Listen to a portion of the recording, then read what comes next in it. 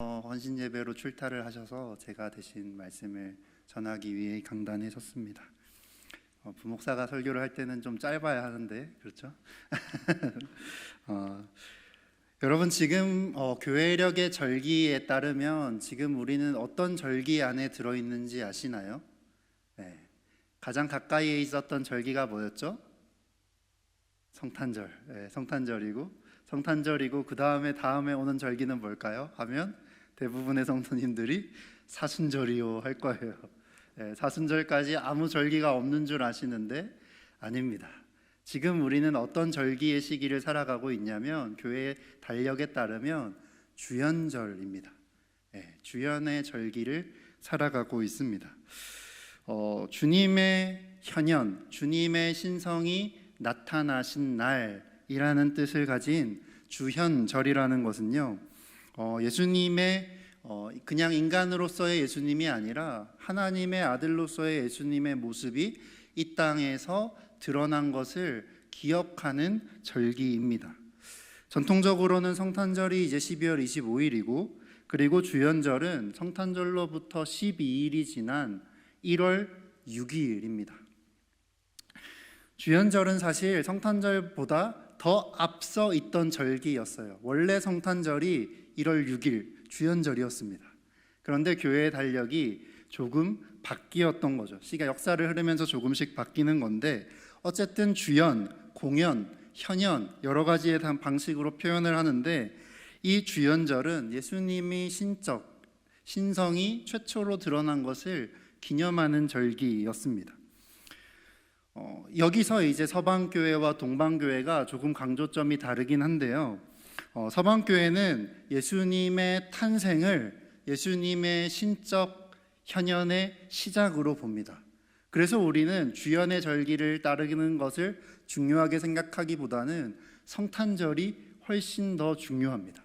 인간의 몸을 입고 이 땅에 오신 예수님을 기억하는 절기로서 우리가 이것을 지키기 때문이죠. 근데 동방교회는요, 성탄절보다 더 강조하는 절기가 주연절입니다. 왜냐하면 동방교회들은 예수님의 탄생이 아니라 이 오늘 우리가 나눌 이야기인데 예수님께서 세례를 받으시는 그 장면이 예수님의 하나님의 아들임이 드러난 최초의 사건이라고 생각하고 기록하고 기념하기 때문입니다. 약간의 강조점이 다릅니다. 어쨌든 이 주연절을 시작으로 주연절기가 시작됩니다. 전통적으로 주연절은 평일에 있거든요. 평일에 있다 보니 우리가 그냥 지나치는 경우가 많은데 그래서 주연절에 읽어야 할 교회의 말씀을 보통 우리의 교회들은 주연절 첫 번째 주일에 읽습니다. 1월 6일이 지난 첫 번째 주일이 바로 우리가 지나온 주일이죠. 1월 12일 주일인데 이때 나누는 말씀이 뭐냐면 바로 예수님께서 세례를 받으시는 장면, 이 본문을 함께 읽고 묵상하고 나누는 게 교회의 오랜 전통이었습니다. 그래서 이날은 보통 첫 번째 주일인데 1월 첫 번째 주일인데 보통 이 날에 교회들이 가장 많이 하는 활동이 뭐였냐면 세례, 특별히 유아 세례를 베푸는 일을 참 많이 했습니다. 1월 첫째 주가 되면 아기들을 다 불러 모아서 새롭게 태어난 아기들에게 세례를 주며 예수님의 세례에 관한 본문을 함께 읽어왔던 거죠. 어쨌든 조금 날짜가 지나긴 했지만 오늘은 이 주연의 절기가 어떤 절기인지를 잘 보여주는 마태복음 3장 말씀을 함께 나눠보려고 합니다. 3일 전인 지난 주일이 주님 수세주일이었습니다. 주님의 수세주일이라는 것은 주연절이 지난 첫 번째 주일에 기념하는 주일인데 주연절을 시작으로 교회가 예수님의 세례에 담긴 의미를 묵상해왔던 거죠. 우리는 오늘 주님께서 주신 말씀 마태복음 3장에서 13절에서 17절까지 말씀의 범위 안에서 세례라는 것이 어떤 의미인지를 한번 생각해 보려고 합니다. 우리가 받은 세례, 또 누군가는 받을 세례, 이 세례라는 것이 이 교회에게 특별히 우리 개혁교회에는 7가지의 가톨릭 성사 중에 우리는 단 2가지만을 가지고 나왔는데 그 중에 하나가 첫째가 세례이고 둘째가 성찬이거든요. 우리에게 남겨진 이 두 가지의 가장 중요한 성례, 성사의 하나인 세례, 이 세례의 의미를 좀 살펴보려고 합니다. 말씀을 나누는 동안 주님이 주실 음성을 기다리며 세 가지의 질문을 던져보려고 해요. 첫 번째는 세례라는 것이 무엇인가? 세례는 무엇인가? 두 번째는 예수님은 도대체 왜 세례를 받으셨나? 왜 받으셔야만 했나? 그리고 마지막으로 그리스도인인 우리들에게 그러면 세례는 왜 중요한 걸까? 이 세 가지를 차례차례 나누어 보려고 합니다. 여러분, 먼저 세례가 뭘까요? 세례라는 것을 우리는 어떻게 생각하고 계시나요? 보통 세례는 이렇게 정의를 내린다고 합니다. 세례는 몸을 물속에 담그거나 또는 그 사람에게 물을 부어서 사람들을 공식적인 그리스도교 공동체 속으로 받아들이는 행위다라고 요약해서 정의해 볼 수 있습니다. 쉽게 말해서 뭐냐면 세례란 물을 통해 새 사람이 되는 겁니다. 이전에 물로 들어가기 전에 나의 모든 것들은 죽고 물에서부터 나오는 내가 새로운 삶을 얻었음을 선포하는 예식인 거죠. 새 사람이 되는데 그 새 사람은 어떤 새 사람인가요? 바로 그리스도인이 된다는 것을 뜻하는 거겠죠. 그래서 세례를 받는 순간 목사님들이 이렇게 선포하는 겁니다. 이제 누구누구가 그리스도교 공동체에 속한 사람이 되었음을, 우리 광진교회의 교인이 되었음을 성부와 성자와 성령의 이름으로 선포하노라 라고 선언하는 거죠. 오늘 본문은 마태복음인데요. 여러분, 마태복음에 별명이 하나 있습니다. 혹시 아시나요? 마태복음에 여러 별명이 있는데 그 중에 한 별명이 뭐냐면 신약의 창세기입니다. 우리가 지금 창세기를 열심히 읽고 있죠. 신약의 창세기라는 별명을 가지고 있습니다. 왜냐하면 여러분이 이제 창세기를 읽어보면 아시고 또 그 창세기를 읽고 마태복음을 읽어보면 아시겠지만 창세기와 마태복음이 참 많이 닮아 있습니다. 오늘 본문을 잘 읽어보시면 오늘 본문도 마태복음 이 본문에서 창세기의 한 장면을 떠올리게 되는 거죠. 창세기에는 이런 기록이 있습니다. 태초에 하나님께서 천지를 창조하실 때 1장 1절에 태초에 하나님이 천지를 창조하시니라 하면서 2절에 어떤 말씀이 이어지죠? 1장 2절. 네. 하나님의 영이, 그쵸? 흑암이 있고 공허한데 그곳에 하나님의 영이 수면에 운행하시니라 라는 기록이 되어 있죠. 하나님의 영이 수면에 운행하셨다라는 표현이 있습니다.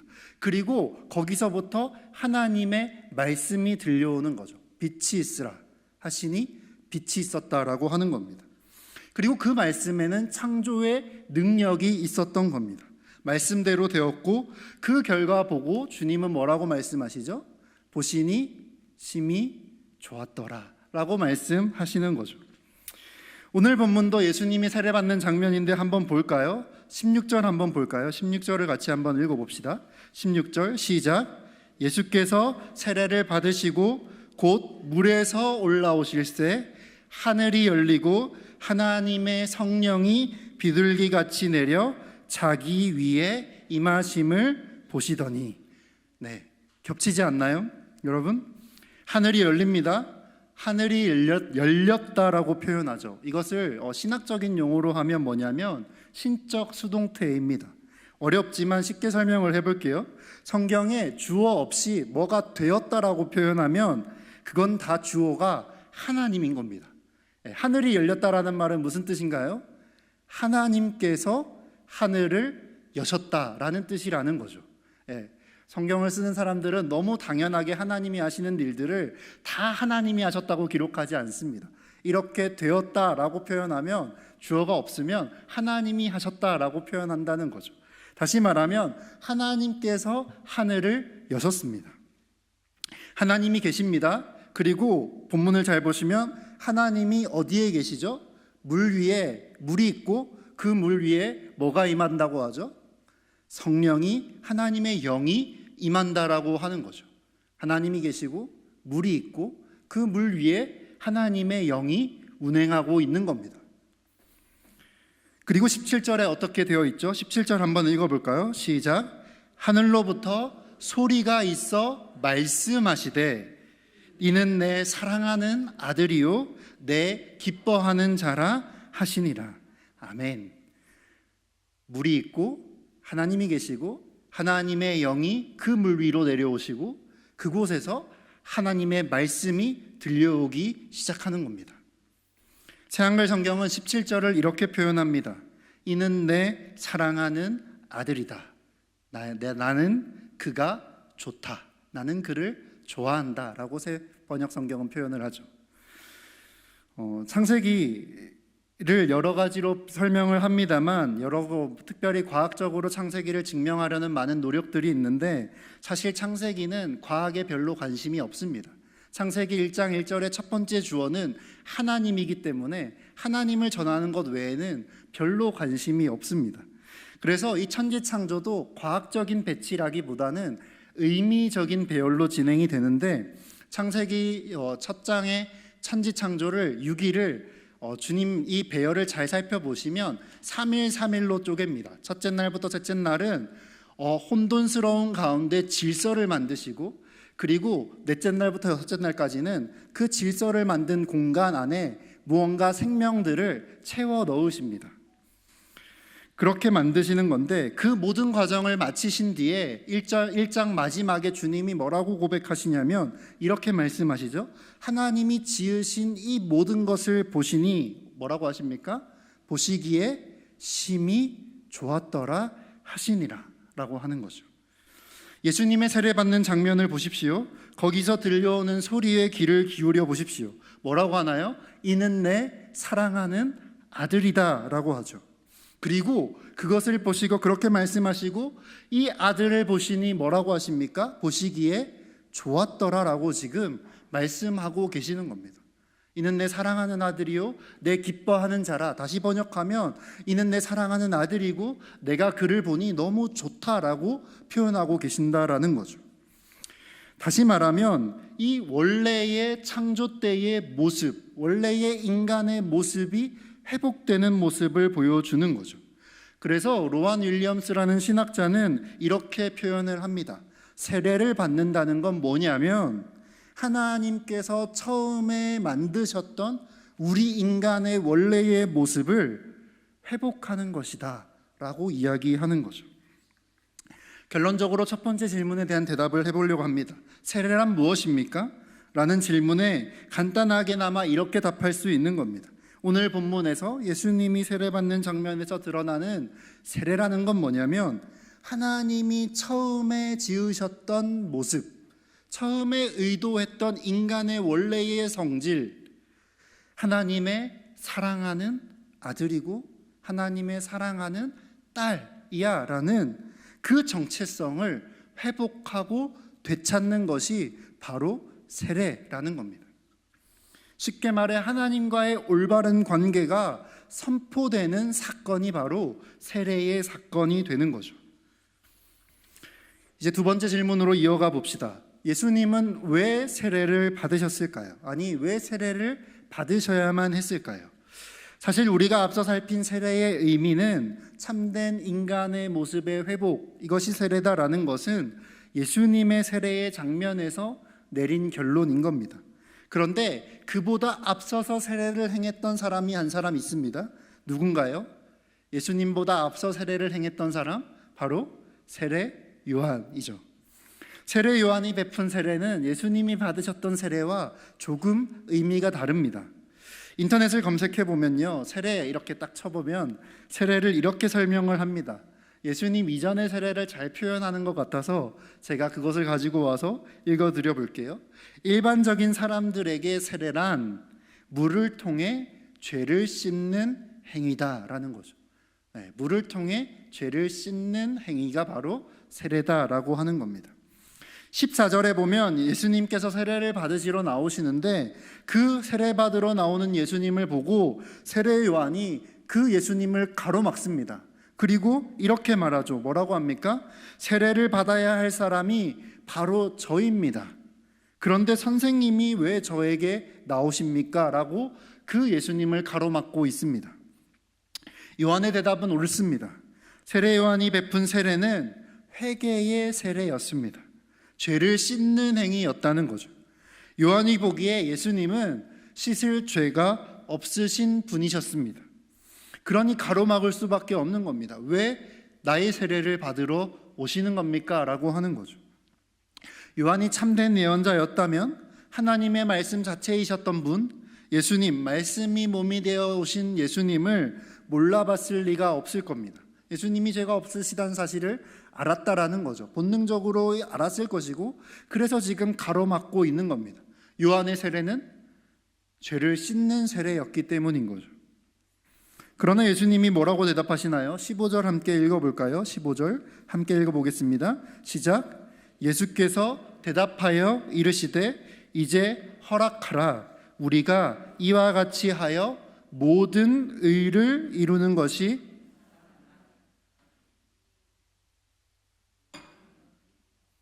이에 요한이 허락하는지라 라고 하죠. 아멘. 예수님은 세례를 받으셔야만 한다고 말합니다. 왜라고 말씀하시나요? 그렇게 하여 모든 의를 이루는 게 합당하니라 라고 말씀하고 계시는 거죠. 예수님의 이름, 예수라는 이름의 뜻이 무엇인지 아시나요? 예수라는 이름의 뜻은 마태복음 1장 21절에 보면 이렇게 기록되어 있습니다. 그 이름의 뜻은 그의 백성을 그들의 여러 죄에서 구원하기 위함이다 라고 되어 있죠. 창세기가 말씀을 통해서 무질서 가운데 질서를 부여하는 하나님을 선포한다면, 신약의 창세기인 마태복음은 말씀이 사람 몸을 입고 오신 예수님을 통해 인간의 여러 죄들, 인간의 여러 하마르티아, 빗나가고 엇나간 그 죄들이 만들어 놓은 이 땅의 혼란스러움들을 바로잡는 의로움, 올바른 질서와 올바른 관계를 바로잡는 의로움을 보여주고 있습니다. 여러분, 우리가 기억해야 될 게 있습니다. 죄를 씻는다는 것과 새로운 사람이 된다는 것은 전혀 다른 거라는 거죠. 따라 해볼까요? 죄를 씻는 것과 새 사람이 되는 것은 다른 겁니다. 죄를 씻는 것과 완전히 새로운 사람이 되는 것은 다른 겁니다. 차원이 다른 문제예요. 종교개혁가 마틴 루터가요, 세례의 효과를 그렇게 설명을 한 적이 있습니다. 세례는 무엇인가? 라고 물어봤을 때 루터가 이렇게 대답했습니다. 물 속에 물과 함께 있는 하나님의 말씀이라고 표현한 적이 있습니다. 물 속에 물과 함께 있는 하나님의 말씀. 하나님의 말씀이신 예수님이 물 속으로 들어가시자 그 전에는 이 물의 역할이 뭐였냐면 더러움을 씻는 것이었는데, 그게 물이 가진 전부였는데 이제 물의 기능이 완전히 바뀐다는 거죠. 그냥 죄를 씻는 게 아니라 새로운 존재를 만들어내는 영원한 생명수가 되었다고 마틴 루터는 표현하고 있었던 겁니다. 우리가 앞서 살핀 것처럼 예수님이 세례를 받으시는 장면에서 예수님이 세례를 통해 이루고자 하는 의로움이라는 게 무엇인지가 다 드러났습니다. 예수님이 세례를 받는 장면에서 예수님이 바로 세우고자 하는 의가 뭔지 드러났습니다. 그 의가 뭔가요? 의라는 단어의 뜻은, 정확한 뜻은 뭐냐면 바른 관계라는 뜻입니다. 우리는 이미 예수님이 세례받는 장면을 통해서 회복된 하나님과 우리의 올바른 관계가 선포되는 것을 보았다는 거죠. 원래의 관계, 어떤 관계입니까? 주님이 우리에게 들려주시는 음성이죠. 이는 내 사랑하는 딸이고 사랑하는 아들이다.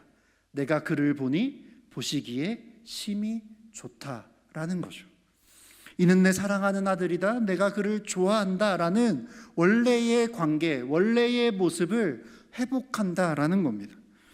주님은 우리가 엇나간 세상을 살아가면서 이 땅을 살아내기에 벅차 이 땅을 열심히 살아가면서 잃어버렸던 이 세상의 여러 소리 소음들에 감추어지고 잃어버렸던 그 원래의 관계, 의로움을 선포하시기 위해 아버지 하나님께로 가는 길과 진리와 생명이 되시기 위해 지금 세례를 받으러 가신다라는 겁니다.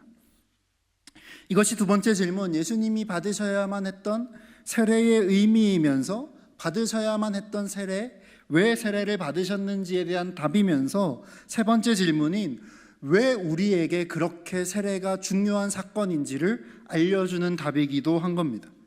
예수님은 죄를 씻기 위해 물속에 들어가지 않으셨습니다. 잠깐 깨끗해지는 씻음을 위해 그 물속으로 들어가신 게 아니라 죄로 인해 틀어져 버린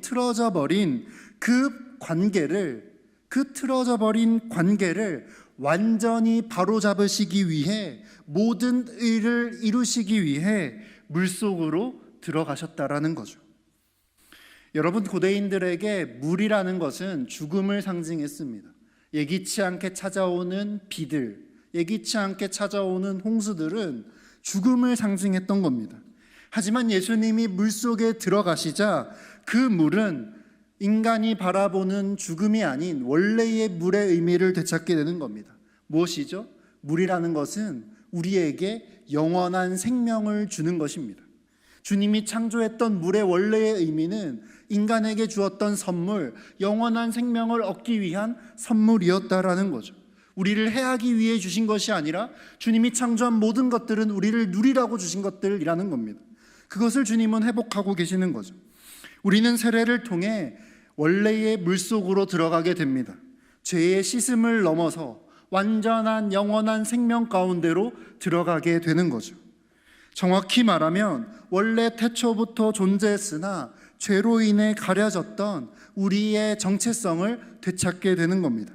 바로 우리가 하나님께서 사랑하시는 딸이요 아들이요, 그런 우리를 하나님께서 보실 때마다 좋아한다라는 겁니다. 기뻐한다라는 겁니다. 여러분, 예수님이 세례를 받으시는 장면은 꽤나 드라마틱해 보입니다. 활짝 열린 하늘이 있습니다. 그리고 그 하늘로부터 성령님이 내려오십니다. 그리고 그냥 성령만 내려오시는 것이 아니라 하늘로부터 음성이 들려옵니다. 소리가 들려오는 거죠. 어쩌면 이것이 우리가 교회에 나올 때마다 바라는 최고의 그림일지도 모릅니다. 예배 때 말씀과 기도와 찬양의 순간에 우리가 기대하는 최상의 모습일지 모릅니다. 하늘이 열리고 하늘로부터 성령이 임하고 그 성령으로부터 우리에게 주님의 그 따뜻한 음성이 들려오는 것 말입니다. 예수님이 세례를 받으셨을 때의 그 순간을 우리도 경험할 수 있다면 우리는 아마도 이 예배당을 나가며 내가 가장 최상의 예배를 드렸노라, 경험하였노라라고 말할지도 모르겠습니다. 하지만 여러분, 우리는 기억해야 합니다. 이 장면을, 이 세례의 장면을, 이 아름다운 장면을 교회는 주연절의 첫 번째 주간, 한 해가 시작하는 첫 번째 날에 읽는다는 사실입니다. 주연절, 말씀이 육신이 되신 주님의 사역, 그 사역이 이제 막 시작하려는 시점에 이 음성이 들려왔다는 사실이 중요한 겁니다. 주님의 세례는 사역의 마침의 순간에 임한 것이 아니라 사역의 시작이었습니다. 세례는 사역의 정점이 아니라 사역의 시작을 알리는 예식입니다. 우리의 예배도, 우리가 예배 중 경험하는 하나님의 음성, 하늘의 음성도 같은 겁니다. 우리의 예배와 우리가 예배 중 듣는 주님의 은혜로운 음성은 우리의 인생의 끝에 들어야 할 것이 아니라 매일매일 다시 시작되는 내일에, 그리고 다시 시작되는 한 주간에 그 일상으로 나아가는 시작점에, 그 시작점에 선포되고 들어져야 할 말씀이라는 거죠. 여러분, 우리가 주일마다, 수요일마다 또는 금요일마다 또는 어떤 분들은 새벽마다 이곳에 모여 우리가 예배를 드리는 이유는 불안한 세상과 그 불안한 세상에서 나의 그 불안함과 두려움을 잠재우거나 내 죄를 씻을 만한 어떤 확신, 위로, 이런 것들을 얻기 위한 것이 아닙니다. 우리가 예배를 드리는 이유는 불의한 세상에 젖어서 이 세상에 열심히 살아남느라 이 세상에 적응하느라 잊어버렸고 잃어버렸던 우리의 정체성을 되찾기 위한 것입니다. 내 잃어버린 정체성을 다시 한 번 더 되찾고 하늘로부터 확인받고 확신하며 다시 세상으로 나아가기 위한 것입니다. 어떤 찬양의 가사처럼 참 마음과 온전한 믿음으로 물러서지 않고 주님 마음의 기쁨이 된 존재로 주님 이름 부끄럽지 않게 살아가기 위해 우리는 날마다 이곳에 모여 주님의 음성을 구하고 예배를 드리고 있는 겁니다. 예수님의 세례는 예수님을 십자가와 부활의 영광으로 인도하는 그 놀라운 여정의 시작이 되어준 사건입니다. 하지만 슬프게도 요즘의 세례는, 교회가 베푸는 세례를 보면 이 세례는 그냥 하나의 목적지로 여겨지는 것 같습니다. 내 자녀가, 내가 인도한 새로운 신자들이 그냥 입교 새신자 가족과 그 과정과 그런 과정들을 잘 무사히 마치면 세례를 인도하고 세례를 받으면 마치 이제 교회에서 해야 할 교육은 다 수료한 것처럼, 이제 교회에서 더 이상 할 것은 없고 너가 앞으로 스스로 이 신앙생활을 해야 해 말하는 것처럼 느껴진다라는 거죠. 유아 세례를 받는 사람들, 그 사람들이 세례를 다시 확인하는 예식을 우리가 입교라고 하잖아요. 입교라고 하는데 이 입교라는 말이 어떤 뜻이냐면요, confirmation이라고 해서 확인을 뜻하는 겁니다. 내가 부모님이 이제 세례를 나 대신 신앙으로 받았다면 이제 내가 그 신앙을 나 스스로 고백하는, 확인하는 예식이기도 한 거죠. 근데 많은 신학자들이 이걸 그냥 입교라고 하지 말고 입교와 위임이라고 바꿔서 하자고 합니다. 왜냐하면 그냥 입교, 내 고백으로 끝나는 것이 아니라 이제 그 고백을 한 사람으로서 세상에 나가서 살아야 함을 함께 확인해야 하는 예식으로 표현하자고도 하는 거죠. 어쨌든 열린 하늘 아래에서 너는 내 사랑하는 딸이고 내 사랑하는 아들이다 라는, 나는 너를 좋아한다라는 그 주님의 음성을 확인하는 예식이 세례고 입교입니다. 그래서 입교와 세례는 마침이 아니라 시작이고 새로운 부르심이 가득한 위임 예식이 되는 겁니다. 말씀을 정리하고 맺어볼까요, 여러분? 하나님이 사랑하는 딸이고 아들이신 광진교회 성도 여러분, 그리스도인이신 여러분, 우리는 나 하나 살아내기도 버거운 세상을 살아가고 있습니다. 그런 세상의 한가운데에서 세상살이의 버거움을 느낄 때마다 우리는 땅을 보고 한숨 쉬기보다는 하늘을 올려다 보아야 합니다. 하늘을 올려다 본다는 건 어떻게 하는 걸까요? 그냥 멍하니 하늘을 쳐다보는 걸까요? 그런 게 아닐 겁니다. 예수님이 세례받는 장면은 흔치 않게 마태, 마가, 누가, 요한 4가지 복음서에 모두 기록되어 있는 말씀인데, 그 중에서도 특별히 누가복음 3장 21절 22절을 보시면요, 그 세례의 장면에만 특별히 기록되어 있는 한 가지의 단어가 있습니다. 누가는 예수님이 세례를 받으실 때 그냥 세례를 받으신 게 아니라 세례 받으실 때 기도하셨다라고 표현합니다. 예수님께서 세례를 받으시고 기도하실 때 하늘이 열렸고, 그리고 그 하늘로부터 성령이 내리셨다라고 하는 거죠. 예수님은 자신의 사역, 공생의 사역을 시작하시기 전에 기도하셨고, 기도하실 때 성령의 충만함을 받으셨다라는 거죠. 이렇게 누가는 기도와 성령의 충만함을 받음을 통해 우리가 다시 한 번 더 일상으로 나아가야 함을, 우리의 사역의 출발이 기도로 시작되어야 함을, 세례와 기도로 시작되어야 함을 설명하고 있는 거죠.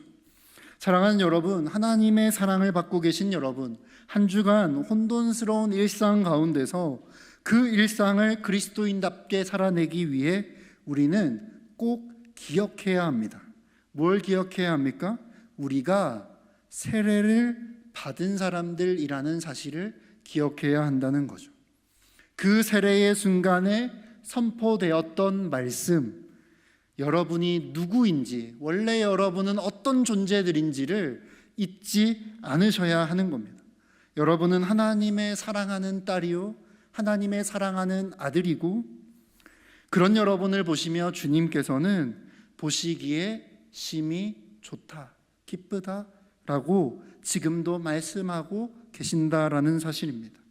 누가복음에서 이 주님은 이 사실을 잊지 않을 수 있는 한 가지 방법, 어쩌면 유일한 방법을 이렇게 알려주고 계시는 겁니다. 바로 기도하는 겁니다. 우리의 정체성, 우리의 원래의 모습을 잃지 않기 위해 날마다 기도하시는 저와 여러분 되시기를 바랍니다. 기도로 늘 하늘 문을 활짝 열어둔 채 살아가는 저와 여러분 되기를 바랍니다. 그때 하늘이 열리고 성령님이 몸의 형체를 입고 우리 가운데 오셔서 우리에게 하나의 말씀을 건네시는 겁니다. 어떤 말씀을요? 우리가 잊고 있었던 우리에 관한 말씀을 들려주시는 겁니다. 이 하늘의 음성만이 우리를 새롭게 창조해 가실 수 있습니다. 이 하늘의 음성만이 우리의 전쟁 같은 일상에 아주 구체적이고 실제적인 힘이 되실 수 있는 겁니다. 어떤 음성입니까? 너는 내 사랑하는 딸이요 내 사랑하는 아들이다. 나는 너를 좋아한다 라는 음성 말입니다. 여러분, 우리가 하나님의 아들, 딸이라는 사실을 기억할 때, 그 정체성을 잃지 않을 때 우리는 자연스럽게 그리스도인으로서 우리가 있어야 할 곳, 우리가 그곳에서 예수님을 따르는 존재가 되는 겁니다. 우리는 우리의 힘으로 그리스도인이 되어가는 것이 아닙니다. 하늘의 음성이 들려질 때, 그 빛이 있으라 하실 때 빛을 창조하신 그 주님의 음성에서 창조의 능력이 나오는 겁니다. 하나님께서 우리를 향해 너는 내 사랑하는 아들이요 딸이다 말씀하실 때 우리는 하나님의 사랑받는 딸이요 아들이 되는 겁니다. 주님이 우리가 보시기에 좋다라고 말씀하실 때 우리의 삶이 정말로 주님 보시기에 좋게 변해가는 겁니다. 세례를 받은 저와 여러분은, 혹은 세례를 앞으로 받으실 여러분은 언제나 활짝 열린 하늘 아래에서 살아가는 존재들입니다. 그 하늘에서 성령이 내려와 언제나 여러분의 곁을 거닐고 계십니다. 그리고 하늘에서 소리가 울려 퍼지는 겁니다. 너는 내 사랑하는 딸이고 아들이다. 여러분, 창세기를 기억하십시오. 하나님의 말씀은 창조의 능력이 있어서 말씀대로 존재하게 하십니다. 여러분, 우리를 참된 그리스도인으로 만들어가는 것은 나의 노력이 아니라 오직 주님의 말씀으로 가능하다는 사실을 기억하십시오. 우리가 우리 스스로를 그런 하나님 사랑받기 충분한 존재로 여기지 않더라도, 바울의 고백처럼 우리가 우리를 죄인 중에 괴수로 여긴다 할지라도, 날마다 우리가 주님을 십자가에 못 박는 원수 같은 존재라 할지라도 주님께서 우리를 향해 너는 내 사랑하는 아들이고 딸이야 라고 말씀하시면 그 한마디로 충분하고 충분한 겁니다. 그 말씀이 우리를 창조해 가는 겁니다. 여러분을 실제로 하나님의 사랑받는 아들고 딸로 만들어 가시는 겁니다. 그리고 그런 여러분을 보시며 주님은 말씀하시죠. 하나님이 지으신 그 모든 것을 보시기에 심히 좋았더라. 나는 너의 사랑하는 딸이고 아들이다. 너는 내 기쁨이고 나는 너를 보시기에 심히 좋아한다 라는 말씀인 겁니다. 이번 주일부터 사순절이 시작되는 3월 5일까지 온 세계 그리스도인들은요, 이 함께 주연의 절기를 살아갑니다. 이 절기는 초록색의 절기입니다. 초록색은, 예전에서 초록색은 어떤 의미냐면 생명을 뜻합니다. 이 초록색의 절기는 생명을 더하고 번영하고 성장해 가는 절기입니다. 활짝 열린 하늘 아래에서 날마다 하나님의 사랑받는 존재로 성장해 가시는, 그 정체성을 잊지 않고 이 땅을 살아내시는, 그리고 이 땅을 살려내시는 저와 여러분 되시기를 주님의 이름으로 축복합니다. 함께 기도하겠습니다. 주신 말씀 기억하며 우리 함께